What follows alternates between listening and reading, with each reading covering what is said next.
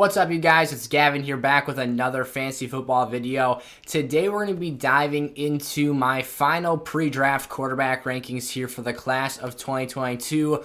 We are getting super close to draft day, or at least draft kickoff here on Thursday evening. I've already got out my pre-draft running back and wide receiver rankings, where I dived into each of those players, talked through their skill sets and how I think that they can be used at the next level. Again, today we're going to be talking quarterbacks, breaking down my top players at this position and how I can see them factoring in here with their new prospective NFL teams. I'm really excited to dive into today's video, and I'm hoping to post one more mock draft prior to the NFL draft so I can give my final thoughts, takes, and analysis on what I think teams should be doing, what players they should be targeting, and how I think that all works together. So make sure, if you're new around here, as always, to drop down and click that subscribe button and turn the bell on so you're never late for an episode. Join the SFS community. We're trying to grow here and create something really special for this upcoming football season, and I love talking ball with you guys. So as always, if you have questions, comments, individual opinions, whatever the case may be, drop those down in the comment section below. I am more than happy to talk with you guys through your fantasy teams, prospects, whatever you're looking for, whether that's find the right fit for your dynasty roster, or even, prospective ideas for the 2022 redraft season. Whatever it is, NFL draft, anything football. I love talking it with you guys, so put that stuff in the comment section below. Also, go check out the SFS social media accounts. The links to all those can be found in the description of today's episode. In particular, we're trying to grow the Twitter community right now, so go give me a follow at Fantasy Sizzle and go check out the community Discord server. All that great stuff, again, can be found in the description of today's video. So, without further ado and not wasting any more time, let's get right into our top quarterback in this year's draft class. Alrighty, so again, today's video is going to be fantasy football focused, so we're going to be looking at this from the perspective of what I think these players have to offer at the next level, producing points for fantasy football lineups, and of course, factoring in the capability of each of these top 6 names that we're going to be breaking down today, their ability to be franchise quarterbacks and how I can see them, again, being used at the next level, what skill sets they have, what are their pros, what are their cons, and all of that great stuff here. I will be updating these rankings and going back through these big 6 quarterbacks here, if you will, the week after the draft. So it's going to be a busy 2 weeks here on the SFS channel. And right after that, we're going to be kicking off the summer and hopefully posting videos daily. So it's going to be really great stuff. Again, if you're new around here, click that subscribe button. But Malik Willis is my top quarterback in this year's draft class. I think overall, when you assess everything he brings to the table and then look at the rest of the landscape for this quarterback draft class, Malik brings the most upside. When you talk about his skill set and ability to be a mobile playmaker, that's obviously where a lot of this comes from. I think that he can be a great read option quarterback at the next level and do certainly a lot more than that. And the reason I point out that read option ability is because you see a lot of these guys being used in that way, doing the zone read at the college level.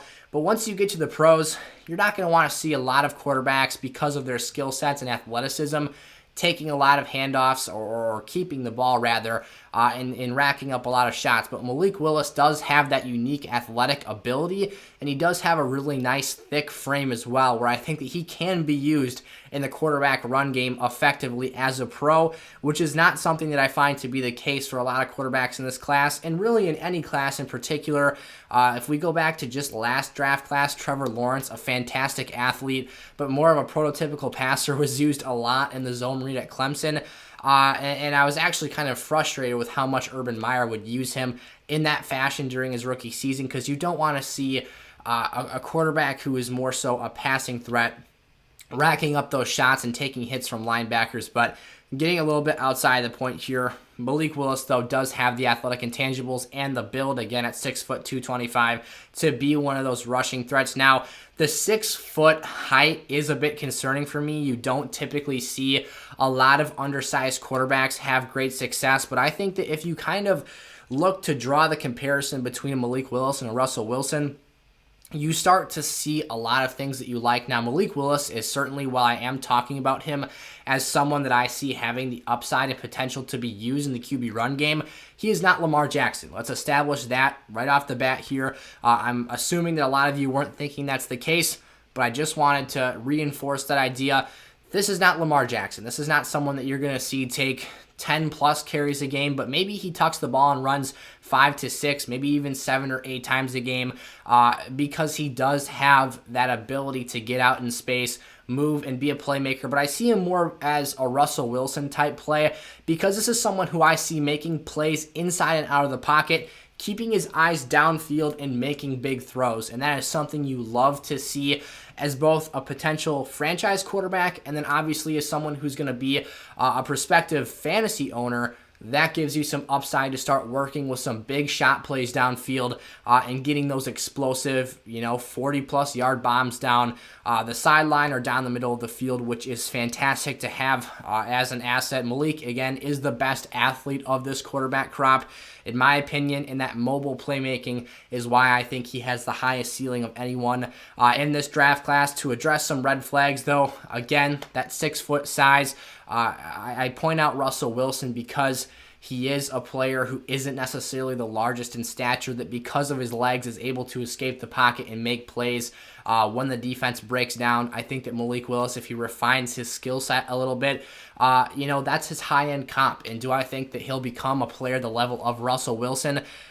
I don't necessarily think that's the case, but I think that he can carve out a really nice role within a franchise, has the ability to be a potential franchise quarterback. He does have really nice raw talent, a big arm, and he can launch it downfield and rip the football. So he's got the things you're looking for, but in the sense that you're playing at Liberty, the level of competition is lower than some of the other QBs in this class or, other franchise quarterbacks in general. But then at the same time, it does speak to the fact that he was able to kind of dominate and overcome that level of competition. He was able to step up to the plate and be the difference maker for this Liberty team, which may not have been as competitive in some games had he not been the quarterback and the leader of this team. As far as, attitude and, characteristics, character traits, if you will, Malik Willis is a great leader. You hear fantastic things about him, in particular during the combine when he was out giving things to the homeless. Obviously, it shows that he's a strong leader. I think he'll be able to command a locker room very well. So we spend a long time here on Malik Willis at number 1, but I do feel very comfortable with him as my number 1 quarterback in the class. I think the traits he brings to the table make it very evident and obvious why he has the highest ceiling of anyone in this draft class. But he's not a perfect prospect, and very few players are. You're not going to get a Trevor Lawrence every single draft or an Andrew Luck, a Justin Herbert per se, but we weren't even really talking about him as one of those perfect prospects. It was kind of something that a lot of the NFL community was late to, and the Chargers hit a home run with. But Malik Willis here at number 1. Kenny Pickett is my number 2 quarterback in this draft class. I think that, being completely honest, Kenny Pickett, after Malik Willis and the rest of this list, you're taking a significant step downward. This is why this QB class is talked about in regards to being one that's weaker and especially not as strong as the 2021 class was, that we had really a big 5 with Trey Lance, Justin Fields, Zach Wilson, Trevor Lawrence, and then Mac Jones, all being basically bona fide first-round picks. That's not really the case this year. I think that Kenny Pickett and Malik Willis are pretty safe options to go in round 1. But outside of that, you've kind of got your Desmond Ridders, Matt Corrals, your Sam Howells, even a Carson Strong that could be a day 1 pick, but also all of those names could very easily be going on day 2. So there's a lot of uncertainty here, and this is why this QB draft is so interesting to me, because I think that a lot of these guys bring traits, characteristics, and abilities to the table that give them potential to be franchise quarterbacks. But it's going to be very fascinating to see how things play out here and how players are either brought up or knocked down by the situations that they land in. So Kenny Pickett for me is the most pro-ready quarterback in this class. I'm sure you've heard that numerous times if you've been following this draft class or even watching the rookie content that I've been creating. But Kenny Pickett is someone who makes the right throw on time and on target. He's not someone that you have to worry about turning the football over at a high rate because, again, he can read the defense, break down coverages, and is someone who I think has a high floor as a fantasy prospect, but the ceiling for me is a bit iffy. This is why I say it's a big step down from Malik Willis, because while Kenny Pickett could come in like a Mac Jones, say, from last season and be successful day one and kind of hover between 16 to 18 fantasy points per game, he's not going to go out and win your week for you. And that's not really something we ever expect rookie quarterbacks in particular to do. Obviously, once these players step into the peak of their prime, that's when you're looking at those numbers.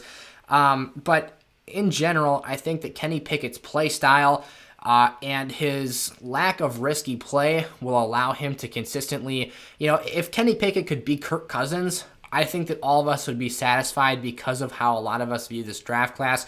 Kirk Cousins is a very underrated fantasy producer and scorer, and I think that Kenny Pickett could absolutely be that for an NFL team. But in terms of him having top, 6 to 8 fantasy seasons, I don't know if that's something that's really in the cards for Kenny Pickett long term.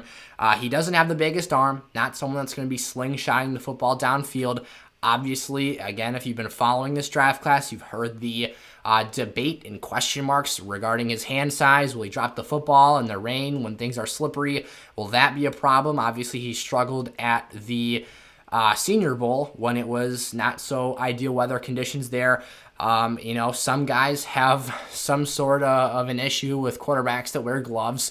Teddy Two Gloves being another one of those type of players. Kenny Pickett, as you can see in the picture, also repping the two gloves. So there's a lot of things that you can go back and forth here, but at the end of the day, I do think Kenny Pickett has a high floor and a capped ceiling is essentially what you're looking at. Not overly mobile, but can play make outside of the pocket. And he's one of those players that while we did see him scramble and run around a bit in college, I don't think that suits his skill set fantastically at the next level. So I think that the rushing upside is very, very minimal when we're talking about Kenny Pickett. 6'3", 220.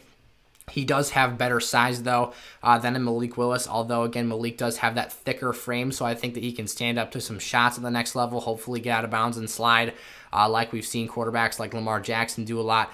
But, again, Pickett, not someone I expect to be too mobile, but does have that nice pocket presence size at 6'3", 220. Desmond Ridder here at the number 3 position is someone I have loved all draft process long. For me, I think it's very possible that if Malik Willis doesn't hit at the next level, Desmond Ridder could very easily be the best quarterback to come away from this class looking back in 5 years. For me, I think he's that talented. He has the intangibles, the leadership qualities, the talk right now. He's been kind of a late riser here onto the draft scene because, the talk coming out of football media sources is that he is crushing and absolutely killing the pre-draft process. And that's absolutely wonderful to hear because when I watched his tape, I fell in love with the guy. I wasn't too big on him for, most of the season, but when I took a more detailed look at his throwing motion, his touch on passes, his ability to throw on time and on target, which sounds so simple and so basic, but a lot of quarterbacks don't do it consistently, and that's something I see from Desmond Ridder. A leader, took the Cincinnati Bearcats to the college football playoff. Obviously, the Cinderella story of college football this season, if you will. For a smaller program, yes, they are D1. Yes, this is a team that has had a successful track record. But when you talk about being a top 4 ranked team in the nation, Desmond Ridder was the leader behind this team. Never lost a home game in his career at Cincinnati.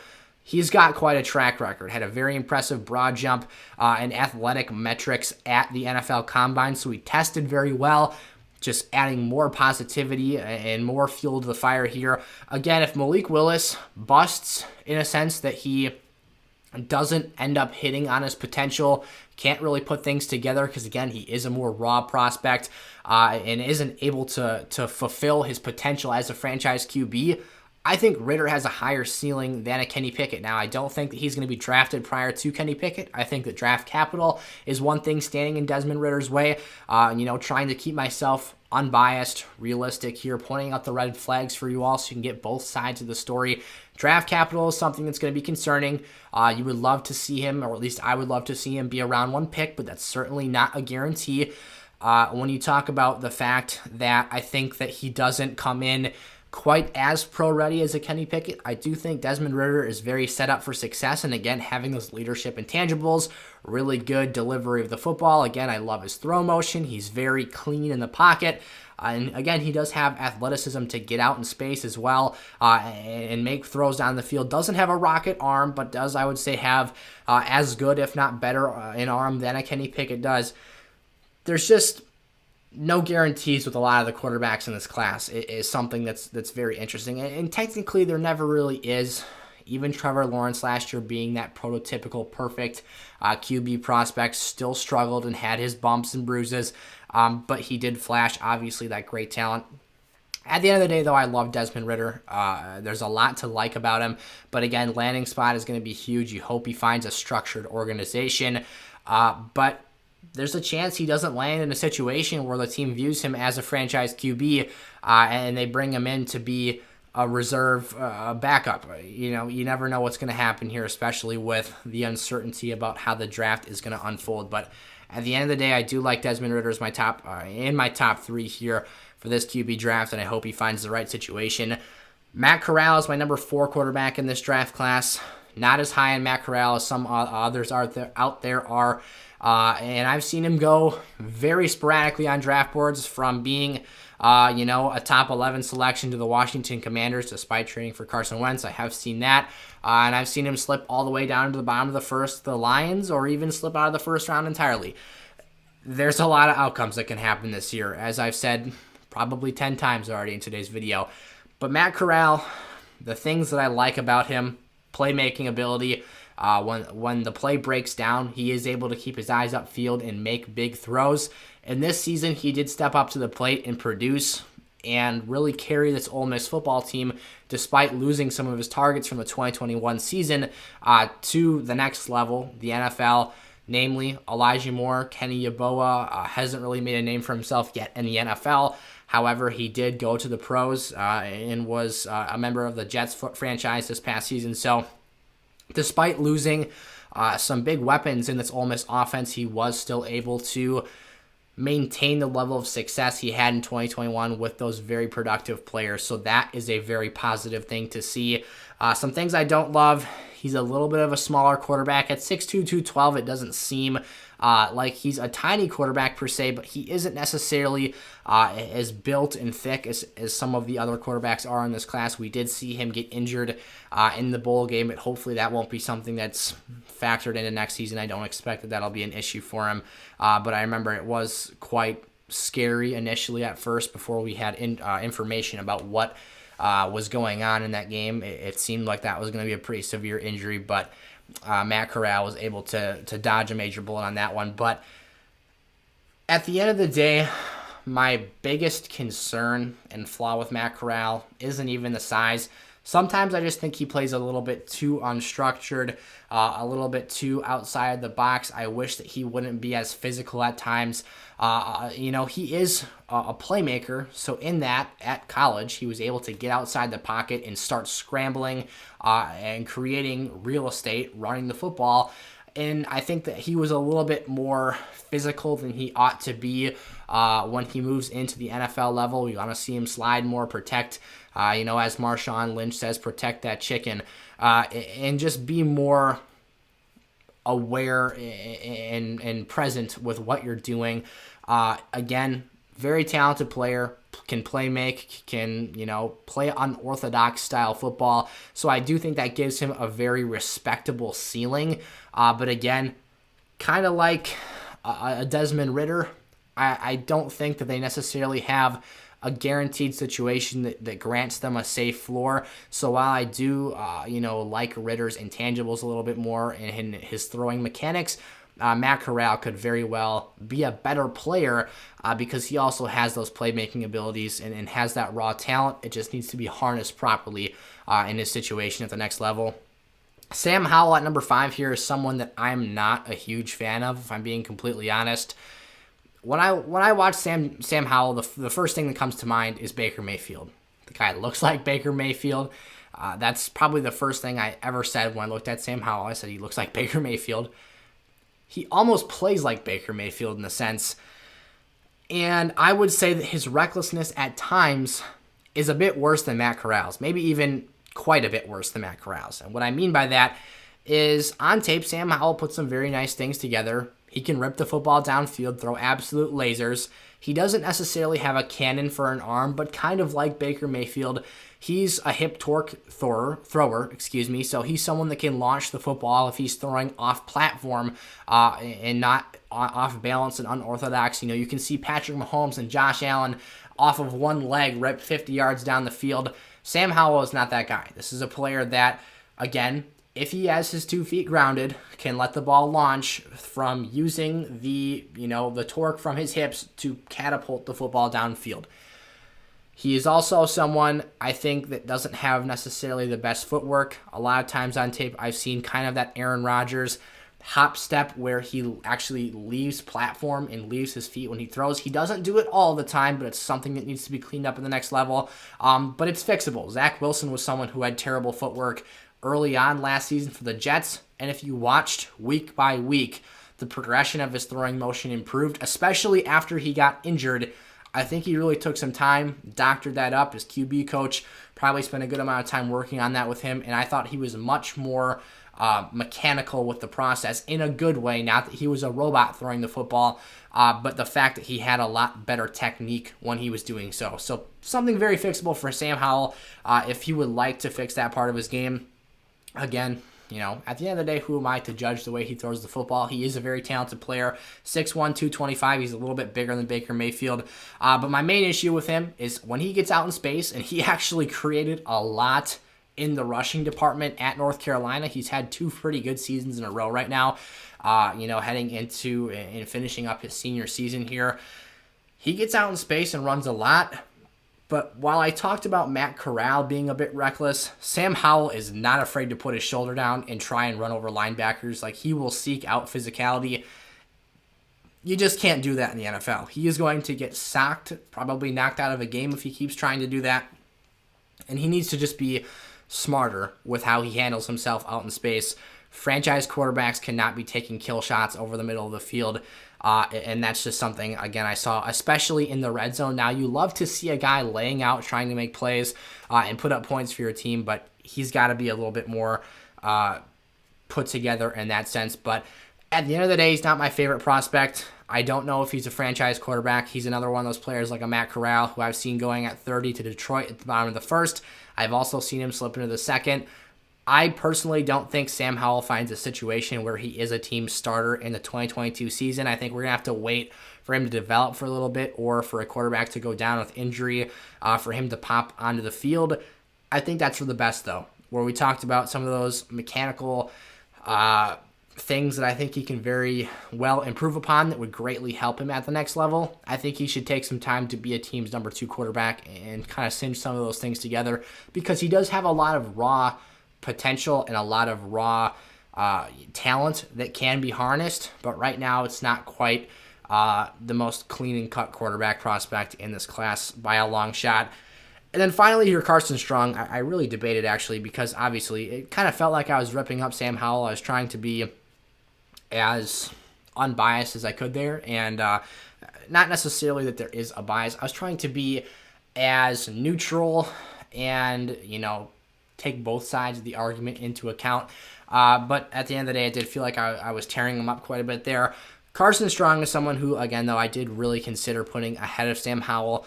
But at the end of the day, I think that the upside might be a little bit higher with Sam Howell if he is able to put it all together.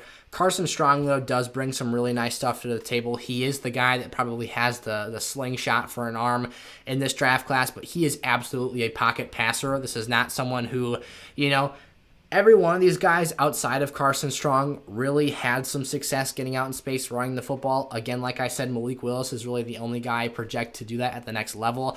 But I think everyone else can play make outside of the pocket, but not necessarily contribute in the rushing department. Carson Strong is not going to give you that at all. And now what I will say, being a prototypical pocket passer at 6'3", 216, this is a guy that has pretty good size. It feels like when you watch him on tape, he's actually bigger than 6'3", but that's what he's listed at.